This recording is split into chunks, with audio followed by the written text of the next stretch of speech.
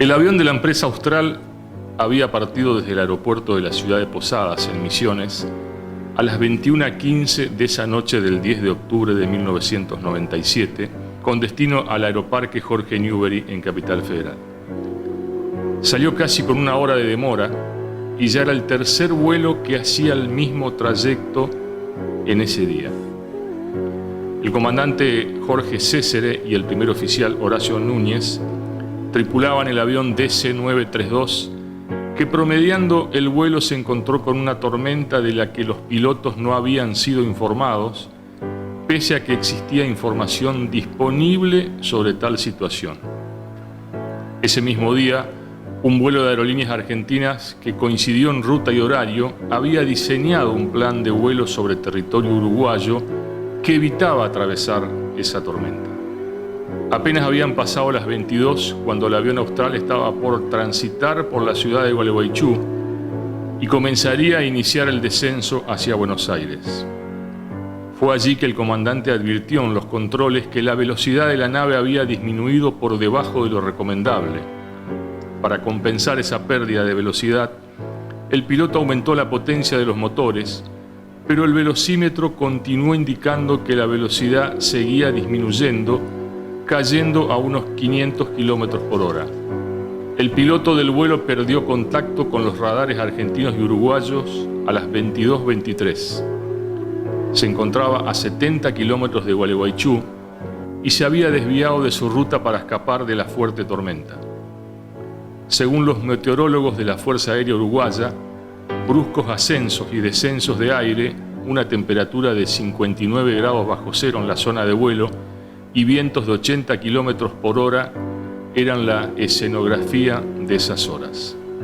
El avión comenzó a caer aceleradamente y pese a que el piloto seguía aumentando la potencia, los controles indicaban que la velocidad seguía disminuyendo.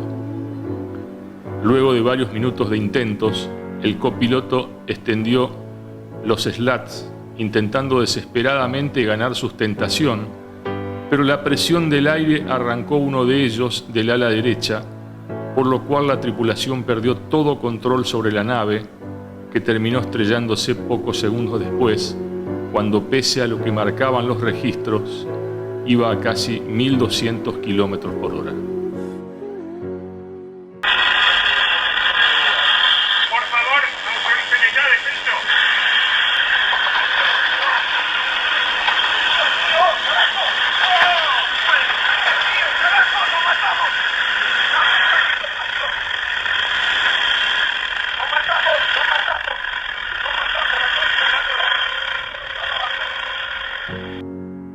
Se precipitó a tierra sobre la estancia Magallanes, en la zona de Nuevo Berlín, a 32 kilómetros de la ciudad uruguaya de Fray Bentos. Empleados de una chacra cercana al lugar donde se estrelló el avión relataron que lo vieron incendiarse en el aire y que cayó instantáneamente. A las 22:30, un poblador de la localidad uruguaya de Mercedes se comunicó con la Fuerza Aérea del país vecino para informar que había visto una bola de fuego que caía a tierra y luego una explosión.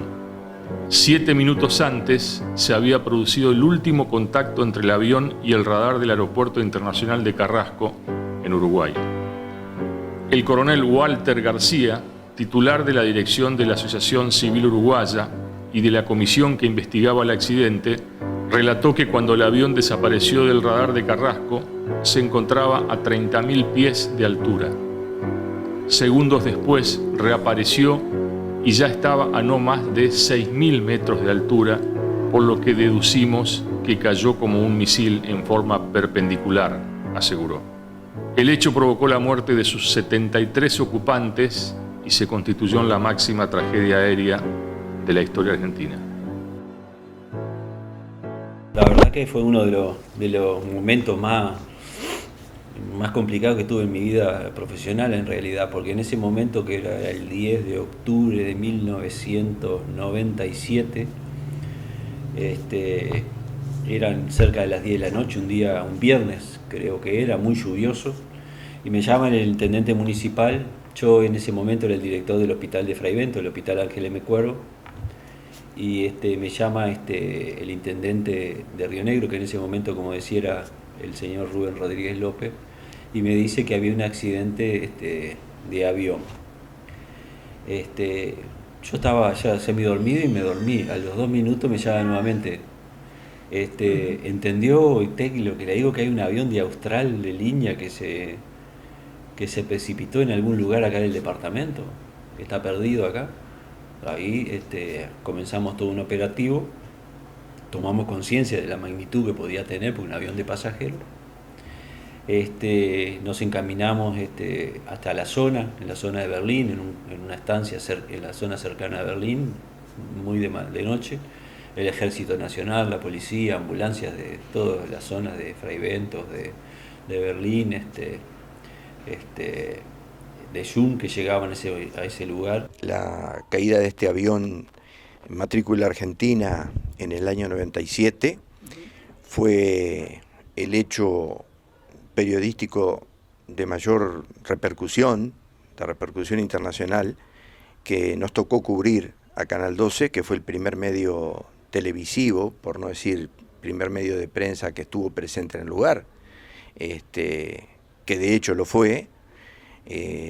Las imágenes lo demuestran claramente desde el primer momento en que estuvimos.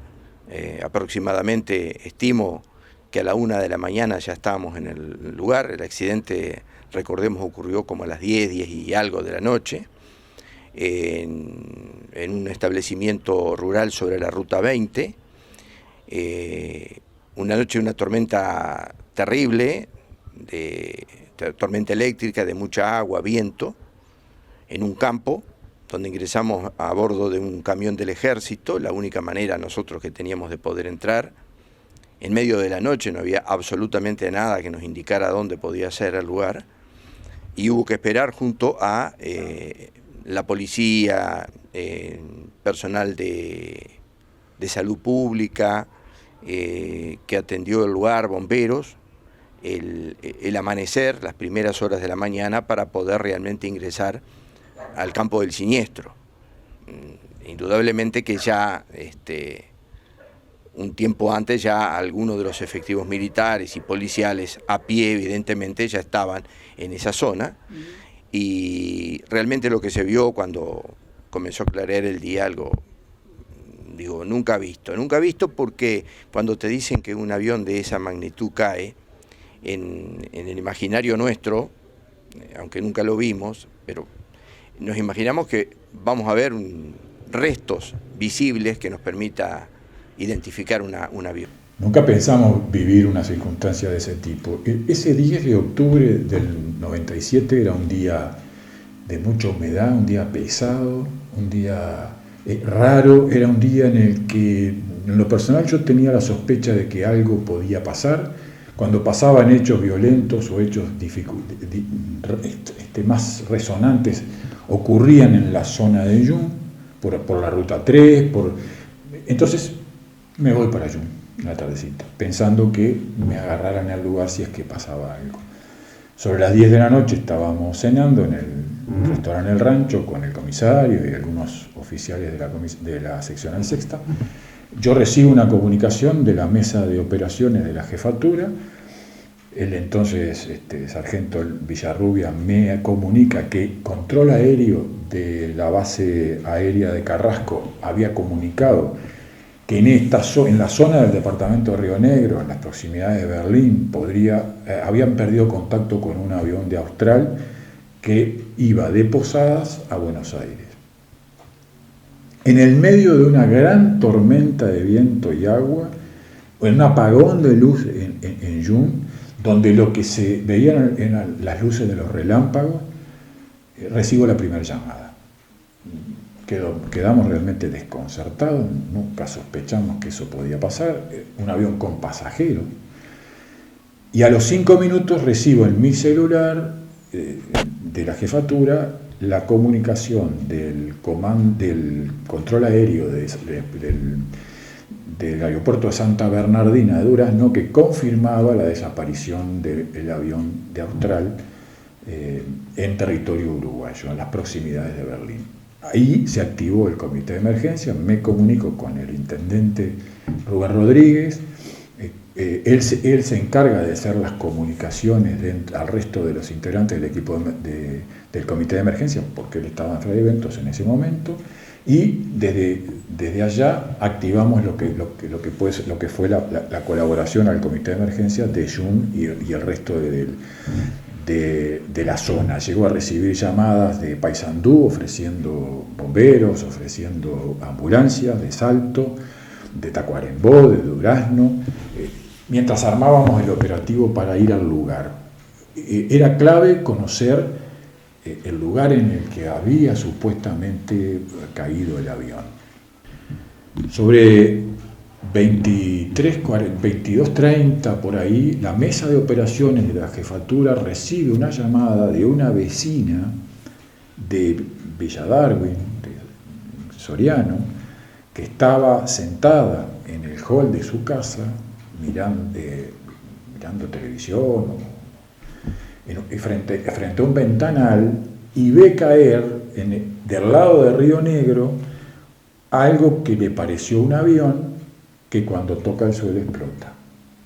Debíamos saber exactamente esa señora frente a qué establecimiento en Río Negro estaba. Para saber eso fuimos a la comisaría de Sánchez, o la subcomisaría de Sánchez, a buscar al sargento Moreira, que estaba a cargo de la subcomisaría, que era un vaquiano en el conocimiento de la zona, porque llevaba muchos años en el lugar, y nos aseguró que el lugar era la estancia Magallanes, o lo que había sido un potrero de la estancia Magallanes. De modo que hacia allí salió el operativo de caravana de vehículos, ambulancias, camiones de la Junta Local de Jun, policía de Jun, de San Javier, de Nuevo Berlín. De Fray Ventos salió otra caravana en la que iban los camiones municipales, el propio intendente, ambulancias, los médicos de Amedrín, el doctor Montaño, el doctor Contreras, estaban ahí, con enfermeros, de modo que sobre la 1 de la mañana llegamos a la estancia, a la entrada de la estancia de la Garita, y se organizó la gente del batallón, obviamente el teniente coronel Gerardo Papadopoulos, su segundo jefe, Genaro Luzalarián, que entonces mayor.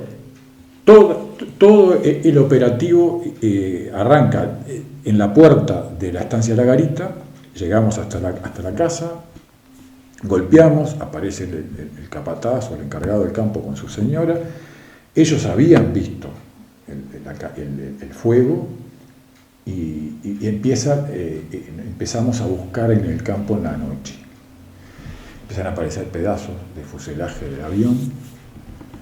Fue bastante desordenado y caótico esa instancia, porque en vehículos diferentes se llevaba a la esposa y al capataz para tratar de localizar el lugar, que nos acercaran al lugar. En determinado momento era tan desordenada la búsqueda, porque todo el mundo quería colaborar, todo el mundo quería ayudar, y encontraban un pedazo y hablaban. Entonces en determinado momento pusimos en silencio todas las radios, se organizó una caravana y fuimos llegando al lugar, que era en un bajo, a unos 50-80 metros de la costa del Río Negro. Había un intenso olor a combustible quemado, y ahí se empieza la búsqueda terrestre, a pie. Sobre las 4 de la mañana, el mayor Luzalarián llama al comandante del cuartel, el teniente coronel Papadopoulos, que estaba conversando conmigo, lo lleva, y inmediatamente me vienen a buscar, y llegamos a un sitio donde había un cráter con un poco de fuego, mucho humo y un gran olor a combustible quemado, que era el sitio donde el avión había caído. Llegados al cuartel, nosotros teníamos comunicación permanente con los bomberos de Río Negro, de Fray Ventos, por radio. Teníamos en esa época muy buena comunicación, muy buenas posibilidades de estar en contacto, fundamentalmente técnico y social. no de complementación técnica, pero sí estábamos preparados para eventualmente alguna intervención conjunta en las plantaciones, en el puente o en áreas que pudieran ser comunes. Así que nos enteramos por radio y por los medios de televisión que ya estaban dando la noticia de la caída de un avión de Austral. Razón por la cual, ante la eventualidad de tener que prestar ayuda por esa cooperación que teníamos, preparamos todos los equipos que podía llegar a necesitarse. Se sabía que era caminos inaccesibles, se sabía que era monte. Gualeguaychú tenía ya autobombas 4x4 importadas de Europa. Sabíamos que el equipamiento de bomberos de Fraiventos no era de última generación y que eventualmente podríamos dar una ayuda. Me vengo hasta casa a buscar los manuales de operaciones y de intervención en cada uno de los modelos de aviones, porque en algún momento habíamos hecho un curso de rescate en aeronaves con el comandante Arturo Garrafo cuando venía el Fokker F-28 de Aerolíneas a Gualeguaychú. Así que teníamos entrenamiento, capacitación y los manuales uno me había regalado en ese momento jefe del aeródromo, Jorge Garbino, y con ese manual en la mano estábamos prestos para salir pensando que podríamos llegar a tener un avión para tener cuidado, saber por dónde entrar, que podría haber deformaciones, tener datos técnicos y demás. Absolutamente, qué tipo de avión era, por dónde entrar, por dónde perforar. En un avión no podés cortar por cualquier lado. Hay líneas eléctricas, hay líneas hidráulicas, hay estructuras pesadas y hay áreas de penetración para el rescate eventual. Y bueno, pasaban las horas, desde bomberos de Fraiventos nos decían que esperáramos, que estaban intentando localizar el lugar, no localizaban el lugar. Después nos avisaron que había tomado intervención el ejército y después ya sobre la madrugada nos llegó la noticia de que en realidad no había quedado nada, habían llegado y lo único que había era un gran cráter y no había más que un desastre tremendo que ya conocemos. Claro, o sea, no había nada para rescatar. No había absolutamente nada para rescatar, así que volvió la autobomba a su lugar, la dotación que estaba preparada para salir y 6, 7 personas seguramente. Yo iba ya a esa altura medio de colaborador, estaba toda la parte efectiva del cuerpo activo y yo me les acoplaba, digamos, por haber hecho en aquellas oportunidades los cursos estos y además como director de Defensa Civil, pero quedó en la nada porque el desastre había sido absoluto, total. Bueno. Patrullas de rescate de la policía y de la prefectura uruguayas encontraron a las 4:40 de la madrugada del día siguiente al hecho los restos del avión y de sus ocupantes dispersos en un radio de 800 metros.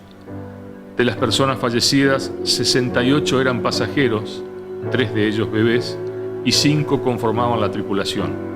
La noticia de que el vuelo estaba en emergencia y de que había perdido contacto con las terminales aéreas se conoció cerca de la madrugada del día después de la caída del avión, lo que provocó que de inmediato comenzaran a acercarse al aeroparque Jorge Newbery familiares de los ocupantes del avión. Escenas de hondo dramatismo se vivieron en el hall de la central aérea durante más de 4 horas. La incertidumbre sobre el destino de la nave generó llantos, desmayos, algunas esperanzas, pero principalmente indignación. El brigadier Vázquez anunció que el avión había sido encontrado a 35 kilómetros de Fraiventos y que no había sobrevivientes a las 5 de la madrugada, casi 3 horas después de que la noticia fuera confirmada a los medios de comunicación por las autoridades del país oriental. Yo creía poder encontrar la cola, algo de la estructura de la nave. Bueno, absolutamente nada de eso. Nada de eso había en ese cráter, por así llamarlo, que nos permitiera identificar. Sí, que ahí algo había ocurrido, había árboles de pinillos quemados, algunos con algo de fuego, olor a combustible, sí, olor a combustible, y restos, pero muy pequeños, molidos, de una nave impresionante de grande, molidos que te reitero, si no hubiéramos sabido que a lo que íbamos, no pudiéramos haber distinguido de qué se trataba. Prácticamente fortuito, porque yo me encontraba con mi familia a las 10 de la noche esperando la llegada del ómnibus de la empresa CUT, que en ese entonces tenía su agencia frente a la Plaza Constitución. Una noche terrible, rayos y centellas que iluminaban el cielo, torrencial el agua, viento impresionante, que por necesidad solamente por ir a buscar un familiar estábamos ahí. Y después a mi casa, me había acostado y mi señora escuchaba una de las radios locales que adelantó cerca de la medianoche de que algo había sucedido. No lo creí, no, la real magnitud de entrada me tardé en reaccionar un buen rato, porque además estaba entredormido a esa hora, 12 de la noche, y felizmente tuve una reacción, porque además por el tipo de noche que era no daba para andar saliendo a... Traté de averiguar a nivel de la policía, del ejército, muy poca información me dieron, y entonces lo llamé a Jorge Bianchini, en ese entonces estaba de operador y además era cameraman. Le expliqué la situación, la transmisión nuestra habrá terminado 12 y media, calculo, y de ahí, en un pequeño autito que tenía el canal, nos fuimos para la Ruta 24. Sabíamos que era en la inmediación de Ruta 20, pero ni idea teníamos, porque si nos quedábamos a averiguar, que alguien nos dijera con exactitud, bueno, nos agarraba el otro día. Y en el camino, Ruta 24, vemos las luces del camión de bomberos, y nos pegamos atrás. Entonces ahí entramos a la Ruta 20, llegamos al lugar bajo intensa lluvia, relámpagos, ya había retenes policiales y bueno, nos identificamos y dio la casualidad que llegaba un camión del ejército, nos subimos a él y gracias a eso pudimos llegar y poder registrar todo el trayecto ese dentro del campo, llegar al lugar donde estaban estacionados los vehículos de emergencia y policiales, y posteriormente cuando todo el personal comenzó a caminar dentro del campo, bueno, llegar al lugar. O sea, las primeras imágenes que salieron, claro, ¿qué pasa? Salieron con muchas horas de retraso porque no estaba la tecnología que tenemos hoy. Había que grabar en cassette de cinta, alguien tenía que traerlas a Fraiventos y si veníamos a traerla nos perdíamos el proceso de lo que se estaba sucediendo y bueno, entonces las cintas llegaron cuando tenían que llegar y te imaginas en medio del campo, también las baterías para poder cargarlas, todo era muy limitado, los mismos cassettes, y cuando trasciende ya en la mañana a nivel nacional e internacional, te imaginas que, bueno, Canal 4, se hicieron informes a Canal 4, hasta que envió una periodista, y después al otro día llegaron periodistas de Argentina, y bueno, registramos eso que fue increíble, donde murieron todos los pasajeros y la tripulación del avión, en algo que hasta el día de hoy me quedo pensando cómo sucedió, cómo llegó a suceder, y viendo el informe que hizo la Fuerza Aérea, evidentemente que se saca la conclusión de que algo le funcionó mal, que desorientó a la tripulación del avión, y esas fueron las consecuencias. Nosotros no sabíamos que íbamos a encontrar, sospechábamos que iba a haber heridos, por eso vinieron ambulancias de Paysandú, por eso vino una gran movilización, se esperaba otra cosa, no lo que se encontró. Se encontró un gran cráter, como a la luz del día después pareció inmenso, profundo, y no había nada. Con las primeras horas del día pudimos descubrir que lo que quedaba del avión estaba abajo, estaba dentro de ese cráter. Y que no había restos de personas, porque luego descubrimos que la velocidad de la caída, desde los 12.000 metros al suelo, en tan poco tiempo había prácticamente hecho explotar los cuerpos de los 74 ocupantes del avión. Fue una experiencia muy dura para todos los que estuvimos ahí, porque era algo absolutamente inesperado, era algo absolutamente indeseado, era gente de la Argentina que había caído en el Uruguay, que debíamos tener todo el cuidado para tratar la situación con el mayor respeto posible, porque era gente extranjera a nosotros. El operativo consistió en inmediatamente dar cuenta a la justicia, dar cuenta a las autoridades del Ministerio del Interior. Yo le comunico a las 4:20 de la mañana al Ministerio que habíamos encontrado el avión y no había sobrevivientes. A las 7 de la mañana, entre las 7 y las 8, llega un helicóptero con el entonces ministro de Defensa Nacional, el doctor Raúl Iturria, el entonces embajador uruguayo ante la República Argentina, el señor Juan Raúl Ferreira, y el ministro del Interior, el doctor Didier Operti. Venían a ver el lugar, a ver la inmensidad del drama ocurrido, y esperaban los restos de los fallecidos, y no estaban. Y el panorama era muy impactante, las fotos están, los registros fílmicos existen. Un vuelo especial de Austral partió pocas horas después para Gualeguaychú con 44 familiares de las víctimas, con la intención de trasladarlos hasta el lugar donde se estrelló el DC-9 para identificar a los cadáveres. Pero la misión fracasó. Una vez en Entre Ríos, funcionarios judiciales les explicaron que no había nada para reconocer. Un cráter de 15 metros en el sitio del impacto, el área relativamente reducida en que se dispersaron los restos, unos 200 metros por 100 metros, y hasta el hecho de que los dos motores no habían sido encontrados hasta varias horas después del suceso, concluyeron que el DC-9 golpeó con más fuerza que en una caída libre casi vertical. Y en las primeras horas de la mañana descubrimos un enorme cráter en un bañado a donde presuntamente el avión se había realmente enterrado dentro de esa zona. 6 metros de profundidad estaba, y lo único que pudimos rescatar desde el punto de vista médico fue restos humanos que en una bolsa de alpillera, que fue lo que se trajo al hospital de Fraivento y luego a la morgue y se fue depositado en el cementerio local. Tuvieron que rescatar el avión y hacer todas las pericias que hace la autoridad aeronáutica para confirmar la causa de una catástrofe aérea de esta magnitud, y las cajas negras, etcétera. Tuvimos la oportunidad de reunirnos con los familiares de las víctimas en repetidas oportunidades.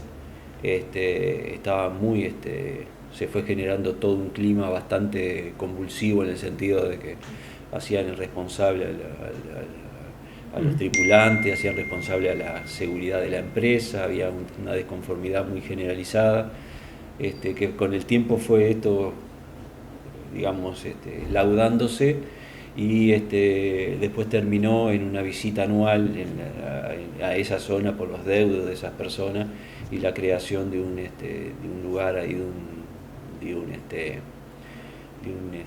monolito que creo que recuerda la fecha tan trágica de ese día. Una catástrofe de esta magnitud, que fue, creo que la más grande que hubo en nuestro país, da una sensación de impotencia muy importante. También el conocimiento de que una tragedia de esa magnitud podría haberse evitado si las condiciones del avión o de las condiciones de seguridad hubieran sido las habituales, con más rigurosidad, ya que ese avión que veía de Buenos Aires a Posada en Misiones debía volver a Buenos Aires, y en una tormenta, una situación donde partes del avión no funcionaron de tal forma que no podían controlar la velocidad de ese avión, y eso motivó que los pilotos hicieran maniobras que no podían conservar la estructura del avión, y eso fue la causa por la cual se precipitó. Restos humanos pequeños, totalmente imposibles de identificar. Se rescatan algunos documentos, cédulas de identidad o documentos de identidad, tarjetas de crédito, algunas monedas, algunas alhajas. Del avión se rescata. Bueno, vienen unos técnicos, no solo de la Dirección Nacional de Aviación Civil del Uruguay al otro día, sino además vienen técnicos argentinos, especialistas en accidentología aérea. Y yo recuerdo especialmente un señor que era un ingeniero aeronáutico, no conozco el nombre, nunca lo retuve, que fue el que dirigió las operaciones de búsqueda de las cajas negras, que era clave para obtener luego la información de qué era lo que había sucedido en el accidente. Ese señor, que se ve que tenía un gran conocimiento de lo que era el avión y lo que eran los accidentes, fue el que dirigió la búsqueda de las cajas. Lo que yo recuerdo que el motor del avión que se sacó tenía 1 metro de alto, el motor, lo cual da una dimensión de cómo se aplastó el avión. El día lunes 13, que es el día que los familiares llegan a Fraiventos, que hay una misa en la parroquia, en la iglesia parroquial de Fraiventos y una celebración ecuménica en la puerta de la iglesia, y luego vamos con los familiares al lugar. A la llegada de los familiares, un poco antes de que ellos llegaran al lugar, habían aparecido las cajas negras, las dos. Con lo cual fue una alegría dentro de tanta tristeza, porque ya no había que seguir revolviendo dentro de la fosa para sacar para buscar las cajas negras. Esas cajas negras fueron llevadas en helicóptero con delegados de la empresa, de la Dirección Nacional de Aviación Civil, un comodoro argentino, de la Fuerza Aérea Argentina, a el Aeropuerto Internacional de Carrasco, y de allí fueron enviados a los Estados Unidos, que fue donde se peritaron. Yo estaba trabajando en el año 98, estaba trabajando en el 97, perdón, estaba trabajando en Dolores, en Soriano, y en marzo, fue cuando cayó el avión en octubre del 97, en marzo del 98 me trasladan para Fraiventos, y yo llego al juzgado acá de Fraiventos, y pasan unos días, yo le pregunto a mi actuario por el expediente del avión, porque siempre uno trata de, cuando llega a un juzgado, va a los expedientes más importantes, los más calientes, como se dice, más que hay que resolverlos rápido, y voy a atenderlos. Y me dijo, no, nosotros no hemos formado expediente. ¿Por qué? Porque no hay antecedentes. Entonces inmediatamente salí del juzgado, que está pegado a jefatura, fui a hablar con el doctor Bonetti, me dijo, tengo todo acá, los antecedentes toditos, pero el juez que estaba no me los pidió. Entonces, bueno, ya le pido ahora mismo los antecedentes, y ahí comencé a trabajar en la causa, que después incluso vinieron los ciudadanos argentinos, personas, digamos, parientes de los que habían muerto y todo eso, y que siempre se los atendió. Y para sintetizar un poco en todo ese proceso de investigación que lo hizo la Fuerza Aérea Uruguaya, un trabajo muy bueno, muy bien hecho. Yo fui varias veces allá al lugar de los hechos, fuimos con Bonetti, con la policía, en fin, con todos fuimos allá, con los investigadores, y ellos tenían una conclusión preliminar, muy respetuosa, muy prudente, de que el avión había tenido alguna falla en los mecanismos del avión. Ellos no querían adelantar mucho, me hablaron de unos mecanismos de orientación, de altura, en fin, de coordenadas, pero que iban a mandar a la caja negra a Estados Unidos para que hicieran una lectura veraz y determinante, ¿no? Y bueno, cuando vino la caja negra, ellos vinieron al juzgado también a traerme toda la información, y se probó que había sido un problema de los pistones, que son unos aparatos que están en la parte lateral de los aviones, que van ubicando la orientación, la altura, los elementos tecnológicos, y ellos quedaron con una carta común y corriente para manejarse, y parecería que no estaban suficientemente instruidos, o el momento fue tan difícil que en vez de ir para arriba, fueron para abajo. Entonces el avión agarra para abajo, que incluso salió en la grabación que cuando el aviador mismo, el piloto principal, ve que el ayudante va hacia abajo, le dijo, hijo de PU, ¿no? Nos vas a matar, pero ya ya era irreversible. Por eso había gente que decía que se había incendiado el avión. El avión no se incendió a la gran velocidad que traía, el material quedó incandescente y desprendía luz. Y la tragedia posterior, y porque lo seguimos, es decir, también estuve al día siguiente con los psicólogos que mandó la Fuerza Aérea para recibir a un avión que vino especialmente con los familiares de las víctimas en el aeródromo, que fue una cosa importante. Y esos mismos familiares venían todos los años a rendir homenaje al lugar en el que cayó el avión. Debe haber sido al 5º o al 6º año del accidente que, regresando de Fraiventos, muere en un accidente de tránsito en el cruce de la Ruta 42 y 136 el padre de Jorge Césare, que era el piloto del avión. Muere en un accidente en Gualeguaychú cuando venían de rendirle un homenaje. Son de los condimentos que tiene aumentando la tragedia, ¿no? Ellos venían el primer año, en el momento del accidente, vinieron en avión traídos por la Fuerza Aérea. La mayoría eran de Buenos Aires. Porque el avión venía de Iguazú a Buenos Aires. Y todos los años salían en caravana automovilística, el grupo de homenaje, digamos, y venían a Fraiventos, al lugar del campo ese, porque quedó como tumba. Ahí no se pudo rescatar ni una sola parte, ni para reconocimiento humano, ni nada. Quedó todo sepultado en un pozo de 40 metros por 15 de profundidad. Y hubo desparramos de escombros hasta los 800 metros, pero digamos que quedó todo sepultado ahí. No, la familia no tiene una tumba donde ir a llevarle una flor a su familiar, salvo ese campo de Fraiventos. Y venían todos los años, y fue así el accidente. Ahí no hubo un inconveniente porque la gente de la Fuerza Aérea habló claramente lo que se estaba buscando.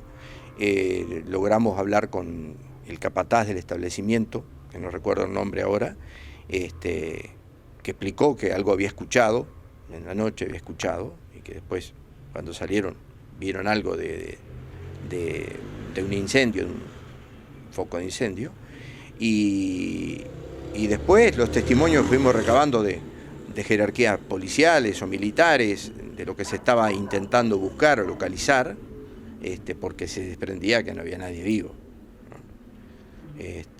Pero fue algo que no me entraba en la cabeza, cómo había podido desaparecer prácticamente de la faz de la tierra un avión de ese porte. Un avión que tenía una capacidad como para 80 pasajeros.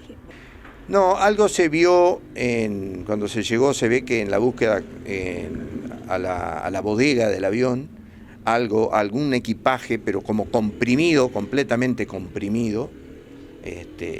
No llegué a ver yo, por lo menos, en ningún momento que engancharan, por ejemplo, a cientos de pasajeros de un avión, nada.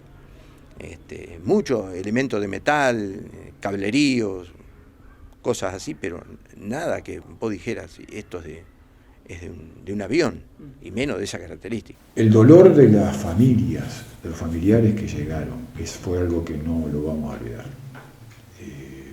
Las situaciones que se vivieron allí fueron muy duras todos esos días, porque claro, fue un accidente absolutamente inesperado, en una noche de mucha tormenta, y creo que fue, en mi experiencia personal, el hecho más fuerte e inesperado que viví en esos 5 años. Nosotros no recibimos denuncias, pero el juzgado de Fraiventos sí lo recibió. Yo puedo asegurar que no existió un maletín de alto impacto, ni con 5.000, como se dijo al principio, ni con 50.000, ni con 500.000. Creo que es una denuncia de muy mala fe para con un grupo de gente que solidariamente y más allá del esfuerzo de su propio trabajo, poniendo un esfuerzo mucho mayor que su propio trabajo, dedicó horas de su vida, soldados, policía, gente de prefectura, gente de la intendencia, gente de salud pública, de las instituciones médicas privadas, particulares que fueron a colaborar, haber hecho esa denuncia es simplemente canallesco, porque ese maletín no existió. Y siempre me llamó la atención que nos trataran como se tratan ellos, cuando lo nuestro fue hacer lo mejor posible para atender una situación muy dolorosa que nos había tocado vivir, que nos había caído del cielo y de regalo. Haber sido denunciado no por lo personal, sino por lo que considero yo una falta de respeto para con la gente que había trabajado más allá de su responsabilidad para tratar de colaborar en algo que nos había caído del cielo. Bueno, lo que me llamó la atención es justamente que surge de la información que en Encarnación, porque el avión salió de Encarnación y iba a Buenos Aires, pasaba muy cerca acá del Uruguay, sobre el río Uruguay. Allá en Encarnación le dijeron en el aeropuerto, no sé quién le dijo, que debía esperar 1 hora, que esa hora que tenía prevista para salir, que no saliera porque había una tormenta acá, entre el río y Uruguay, acá había una tormenta, que no saliera. Él dijo que salía igual, que pasaba por arriba de la tormenta, y se ve que no pudo pasar por encima de la tormenta, se desvió hacia Uruguay, pero ahí ya con esos cambios de clima y la parte, digamos, de aire frío y caliente, el frío congeló los famosos pistones, quedó sin información y bueno, y agarró hacia tierra. Se enterró más o menos aproximadamente unos 15 metros.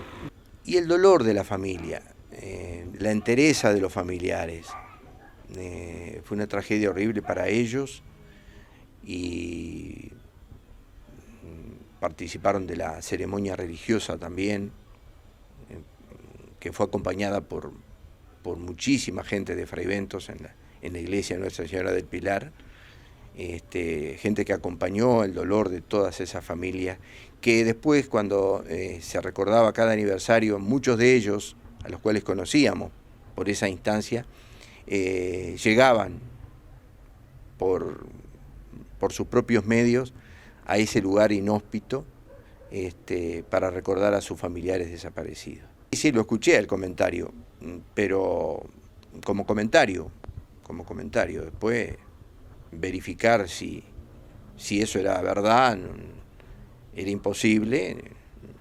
Creo no recordar haber entrevistado a ningún familiar que lo dijera, pero el actuar de las autoridades sé que fue muy responsable, tanto la policía como el ejército como la Fuerza Aérea, y lo que se encontró sé que se documentó debidamente y lo que quedó bajo tierra, quedó bajo tierra. Ellos plantearon en el juzgado que había un maletín, no recuerdo ahora exactamente con cuántos millones de dólares, y que por eso querían excavar ahí.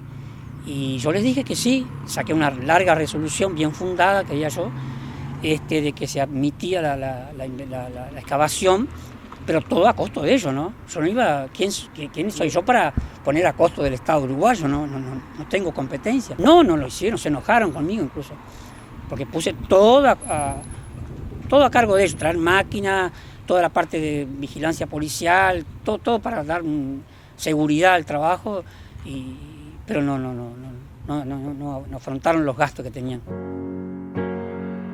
Los hechos fueron investigados principalmente por la Comisión Investigadora de Accidentes de Aviación, CIADA, dependiente de la Dirección General de Aviación Civil de la República Oriental del Uruguay y la Justicia Federal Argentina. El informe de la CIADA concluyó que la causa probable inmediata del accidente fue la extensión de los slats realizada por el copiloto a una altitud y a una velocidad incompatible con su integridad estructural, lo que provocó su ruptura y la pérdida de control definitivo de la nave. La CIADA señaló también que las causas endémicas, las insuficiencias en el despacho del vuelo, la falta de información a los pilotos de las condiciones climáticas, la planificación de una ruta de vuelo afectada por condiciones meteorológicas adversas, falta de ayudas a la navegación para los pilotos debido a que el BOR de Gualeguaychú estaba fuera de servicio, insuficiencias en los avisos SIGMET referidos a información meteorológica significativa, el ingreso al espacio aéreo uruguayo inadvertido por los pilotos sin comunicarse con Montevideo, la decisión del copiloto de extender los slats sin consulta previa con el comandante, la falta de indicaciones en los manuales del avión sobre los límites de uso de los SLAT, entre otras circunstancias, también habían tenido su incidencia. No puedo entender cómo estas cosas pasan en Argentina, cómo el mismo juez que sobreseyó a todo el mundo con un argumento absurdo prácticamente, una decisión que dice que se bloquearon, que los pilotos se bloquearon y el avión se cayó. Cuando se le viene juicio político, procesa a todo el mundo, y procesa a diestra, siniestra, mete a todo el directorio entero, mete al instructor de César, que es Arribillaga, no tiene nada que ver con nada. César era un piloto que tenía un récord impecable, Núñez tampoco, el copiloto. Ballestero es camarista hoy y está todo bien, o sea, es muy increíble. Fue una época, porque 2 años después fue lo del APA. Fue una época marcada por una absoluta falta de control por parte de la Fuerza Aérea, una absoluta permeabilidad a cualquier tipo de corruptela. Primero, una dispensa mal otorgada, completamente ilegal, y después la habilitación del avión, que requería una alarma obligatoria. Y si esa alarma no está, los pilotos no tienen forma de darse cuenta que están yendo o muy rápido o muy lento.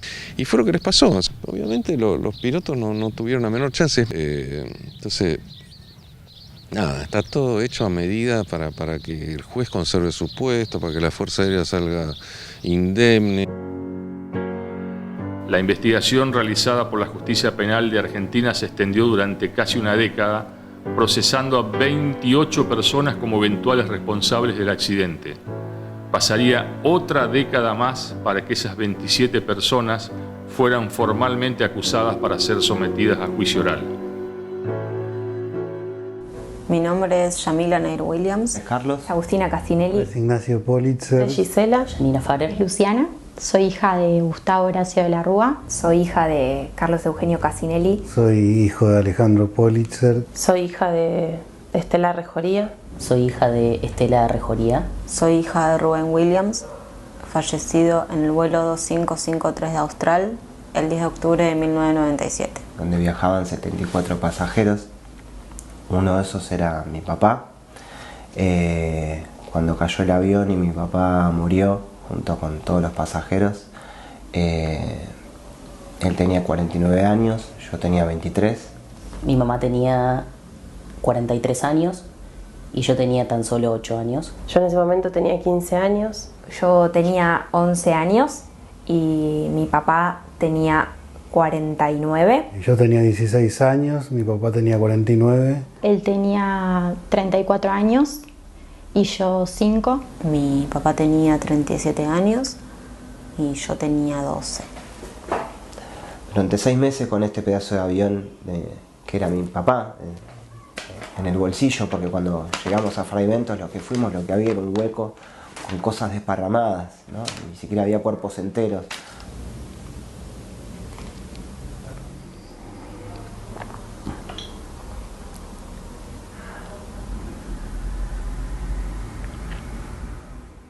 Y es el dolor de que no fue un accidente, el dolor de enterarse que el avión tenía 32 fallas, que no tenía los controles que tenía que tener. 74 familias quedaron partidas al medio.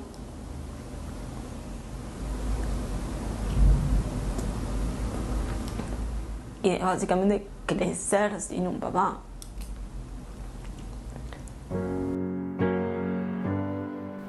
Algunas condenas llegaron 22 años después de la tragedia aérea. Muchos de los familiares de las víctimas también habían fallecido por el paso del tiempo y las eternas postergaciones de la justicia. De ese avión en el que viajaban 74 víctimas y que pesaba 40 toneladas, volvieron restos humanos que entraban en 2 ataúdes. Fue la peor tragedia aérea de la historia, pero a pocos les importó.